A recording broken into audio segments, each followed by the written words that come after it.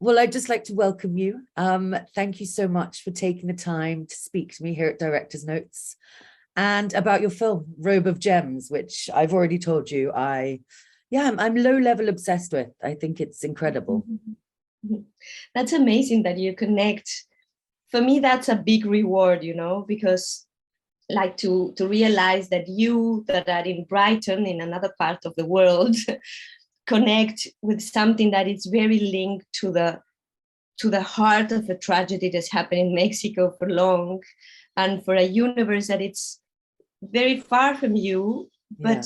But at the end, I think that when we talk of a particularity, like the characteristics of a cell, of a molecule, and we describe the molecule so well, at the end you talk about a system, and the system is that we share, so Yeah.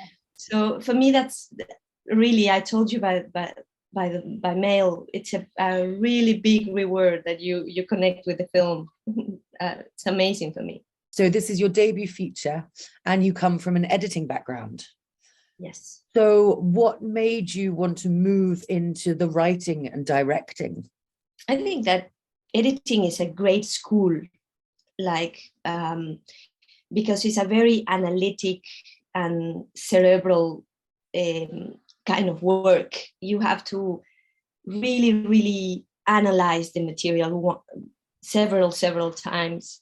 So you think a lot about language and about the way film is constructed, and why the idea that shots are not, they don't have the call for an individual existence, but of a system again. So you always think about the construction, and cinema, I think the objective of cinema at the end is create ideas. So not great images. Maybe literature is made for create great images, but cinema, I think its vocation is to create great ideas. So it's a very thinking kind of work. So it's a great school. That's the base. And then I think it's not a desire of making a film. It's not a wanting of making a film. It has to be a need. I mean, a strong, like overwhelming need, because it's such a huge enterprise to do a film, to compromise yourself for years to the creation from zero. No? So I felt that call and that need at some point. I love editing. I don't want to do it anymore because it takes so much time and so much involvement on my side. But I love it, but I felt the call, and I started with something that it's very near to me, that it has been near to me for the last 15 years, that we moved to the countryside in Mexico.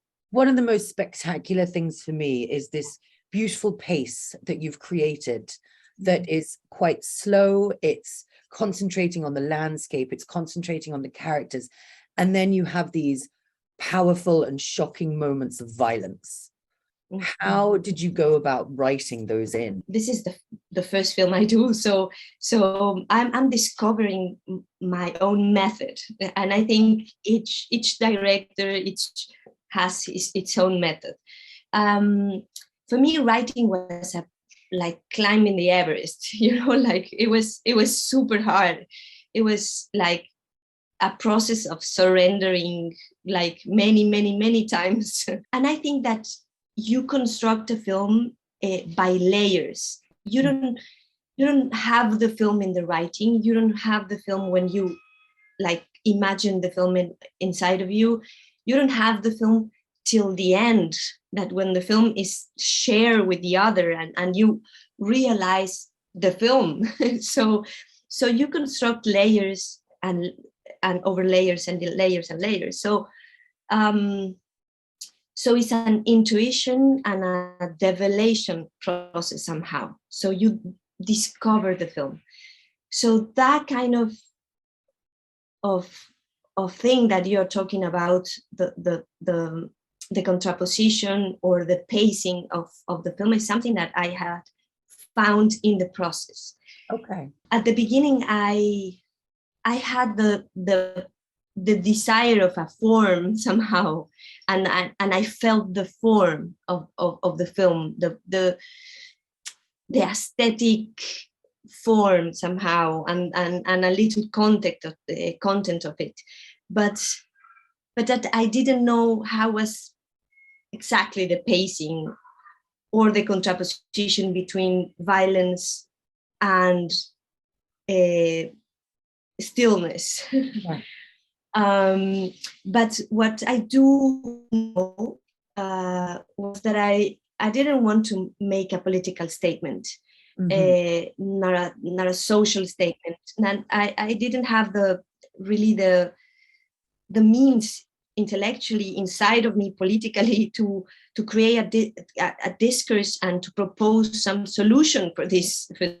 So I really wanted to approach to another dimension that was much more abstract and was much more related with the wounds that we all share. There is, as you said, there's an overall story, the shared trauma, but the way that you've managed to zone in on each different story is fantastic as well. Was that something that came intuitively, or was that all planned? Since the beginning, it was a choral film.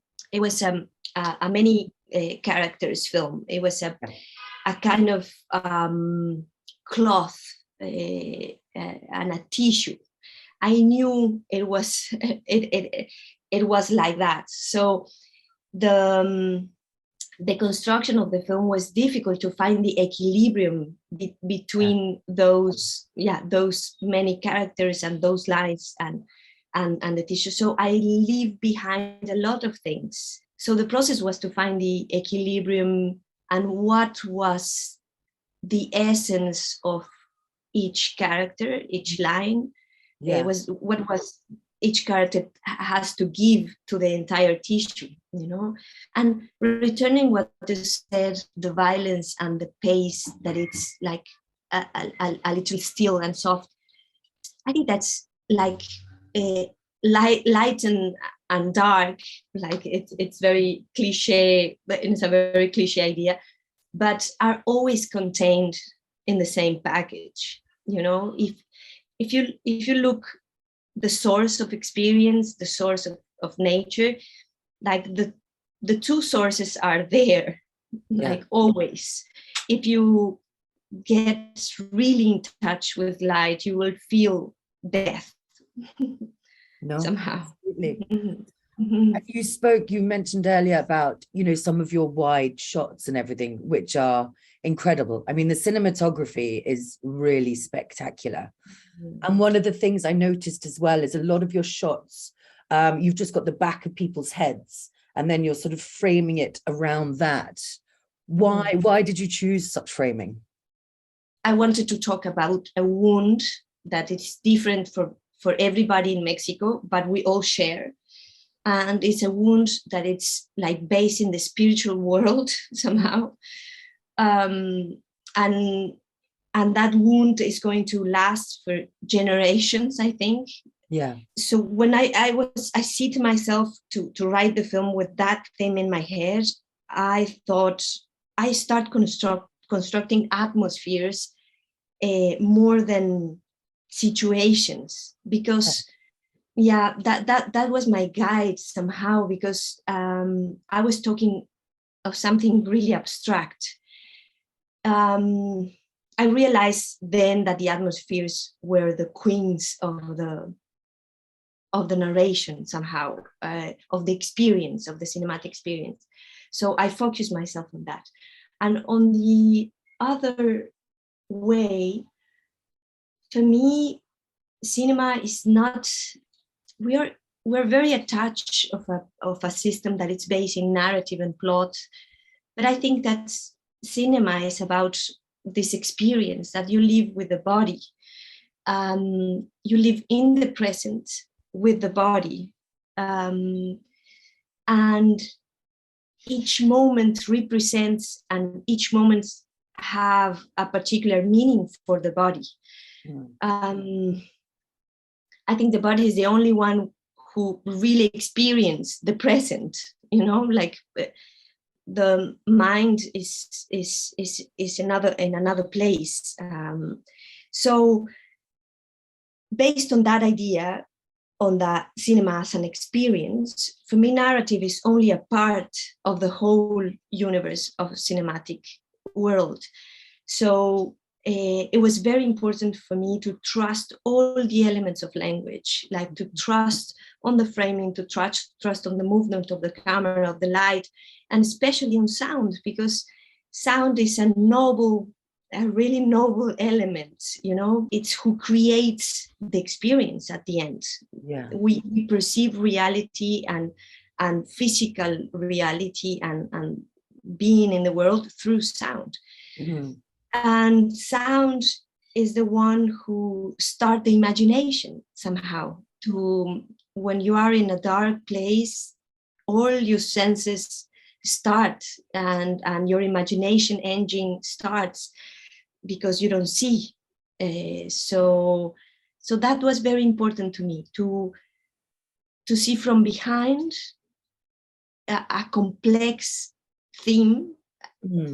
In Mexico that has so many layers. I couldn't like confront the theme from a direct view, you know. I had to approach from a side, or from behind, or through sound, or to really approximate to its complexity, because because that thing in Mexico is not a matter of a social problem or economic problem or anthropological problem or spiritual problem. It's all at the same time. It has so many layers. No, that's I'm being too abstract. no, not at all. That makes absolute sense to me. That really does. Okay. Yeah. No, everything you're saying is just making me understand the film sort of even more, which is fabulous. So you spoke about the importance of sound. How did you work on the sound design and the score and everything? I had a great creative partner at the end, especially on the last post-production moment of the film. Thomas Beca, a French sound designer that lives and works in Mexico. With him, I really like materialize all my intuitions in sound. But for me, sound was since the beginning in the film. Like I started to write sound, like what I heard when imagining the film, like in every scene through time. So sound was very, very, very important to me. During the shooting, the entire crew was mad to me because I took too much time to record sound at the end of the scene. And everybody was like, what are you doing? You don't know, what are you doing? You're losing our precious time. That was it. And then I record like till the end. In each process, I record more sound and then more sound. And then in the editing, I realized, no, that phrase has to change and that ambience is not correct. So I recorded again. So I really work sound in layers and through all the process, since the writing and then till the last day of the mixing. Yeah. So I live in the countryside, so it's easy for me to go like near and record.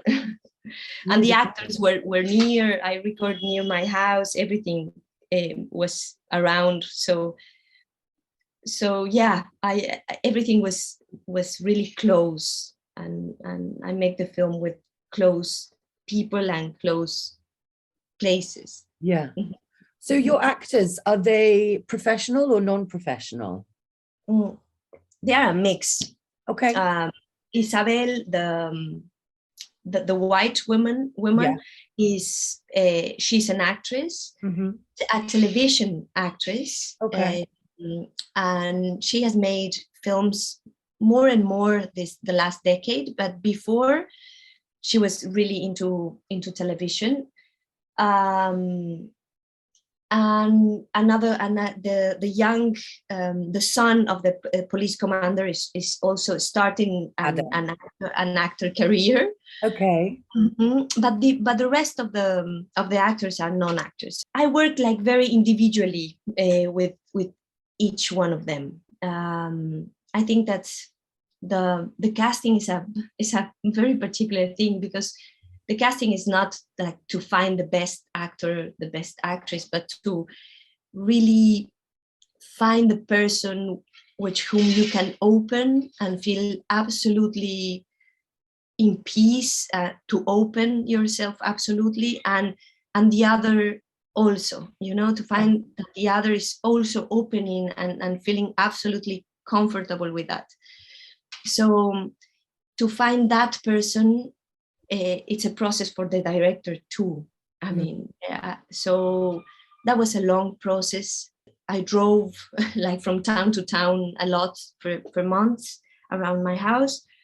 And the relationship with each one was very particular, was like a trust-based relationship. Yeah. Like and like the triggers that we use with each one of us, I mean, actors with me and me with actors, were different from one to each other. Yeah. And did you find that everyone you approached, how did they connect to the script? I didn't give the script to the actors, not to anyone, not to any of the actors, because I think that written word is too strong. I believe in a more oral relationship with the actors, because when you talk, you are communicating with all your body, and you're making gestures, and you can talk about subtle things, and if the actor, an actor that never acted before, read that the character is feeling sadness, or it's whatever, it's too strong. Yeah. And it becomes an interpretation of the word more than a experience, or a connected with a place, with some words, with another people. So that was very, very important for me. Again, that makes total sense with you saying that. It really does. That's good. That's good, because it's a film that it's good that you can talk about. No, you can talk about it, because it generates different kind of things in each subjectivity. Absolutely. I think that's so important. And, what you were saying, with cinema and the experience of it, for me, I love watching things that start a conversation. You come out and you want to talk to somebody about it. You want to ask their opinion on it. You want to tell them what you thought about it. I don't ever want to come out of a cinema and go, yeah, that was good. Because then what's the point? To connect personally with something is so important in every level, as you say, because we are living in a massive exercise of communication with no community. No, none at all. One of the things that really surprised me is, sort of the setting of it. I've traveled, I've seen Latin America, and it's very, it's bright, it's vibrant. There's a lot of things going on, but your film seems to be quite void of color. There's a real sort of lack of it, and it's telling. And then, in the still shots, you've got the daughter's swimsuit, which sort of stands out with color, but everything else seems very lackluster, for want of a better word. Why were those choices made, and how did you go about that? Again, it's something that you kind of discover. My concept at the beginning, and I remember now, and I laugh of me somehow, because you start you don't know where to start, you know. So you start with some ideas and you put some rules to the process, no, and to the aesthetics and to the colors, and everybody's asking you, okay, what which is the palette? So you say, okay, the palette is that, you know, and then you fix to some ideas and you start constructing on that base, no? So so I remember now that, and the other day that I was talking about the film also, that's my idea was to like embedded the landscape and the characters, that you don't feel the limits between them and the territory, that the territory was them also. Yeah. So if the space, if I have chosen a space that had too many elements or too many colors of, or it was to charge by things, this mission would be more difficult. So I have chosen like spaces, like more empty spaces, more flat spaces, like maybe monochromatic things. Yeah. So we can like put the characters then and embedded the both layers somehow.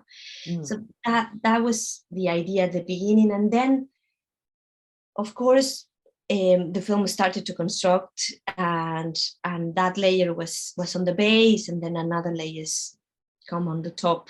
Also, I think it's very important that we have these ideas, of things, you know, of Latin America, of the narco,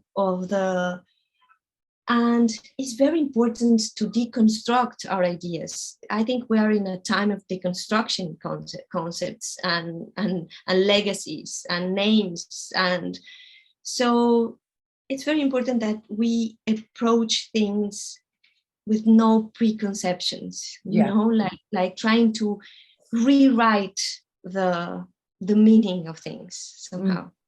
So now that you've made this film, it's out there, what are you working on next? What's the next project? I'm starting to feel another film. It's just the effervescence of it inside, because I started to read some text of Santa Teresa de la Cruz, this middle-age scholastic Spaniard mystic. But I mixed that with a very contemporary thing. So I'm starting to construct something, but it's very abstract. I want to start the funding soon because that takes so long. I know. So it's so difficult and takes so long. So I want to start soon the funding, and I don't know what's going to happen next. I'm closing this process right now. Yeah.